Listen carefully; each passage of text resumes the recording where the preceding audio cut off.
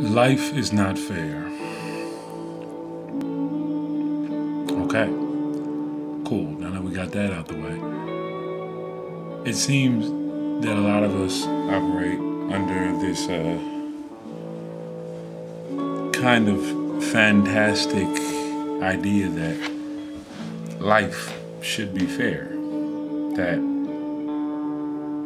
That ideally no one should have to go through hardship, and that hardship should not exist, and that hardship is some form of oppression. Now, the fact of the matter is that though massive amounts of hardship are directly in correlation with oppression and stem from oppression and are directly oppression, there are things that should be hard, like always being truthful and growth, growing, knowledge, learning, being, loving. It shouldn't be made to be such a hard choice to go after that, but the road itself is hard, and it's good. If everything was easy, no one would do anything. But a lot of us, especially in this country, have this infection. You could even say an infectious belief that is literally a virus that is spread across the world. The American dream, if you will.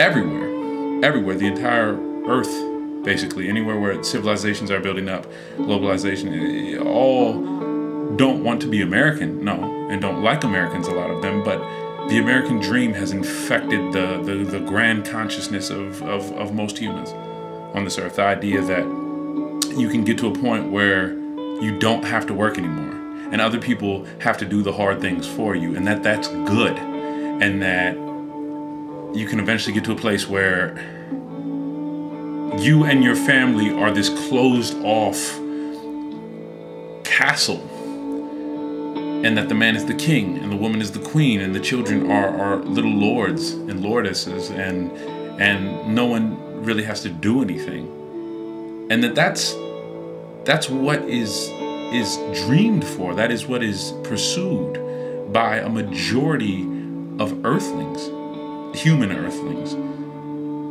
And this is demented, plain and simply put. It's destructive to ourselves and others, because no one believes that they have to take responsibility for their own growth. People believe that thinking is a problem, that to have to think is a problem, that things should think for you, and that ideally you can get to a place where everything is so easy that you don't even have to think anymore, that you have a button you can push for every need, and that there can literally be robots or humans or human robots who will come and wipe your ass for you and cook for you and clean for you, and you shouldn't actually have to learn any skills or know anything or be skilled or talented at all, because that's for those who have to.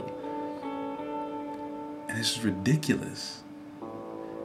Unless you're an ascetic and you're trying to leave this plane and ascend, reach enlightenment under the Bodhi tree, then you have to do more than just sit there. And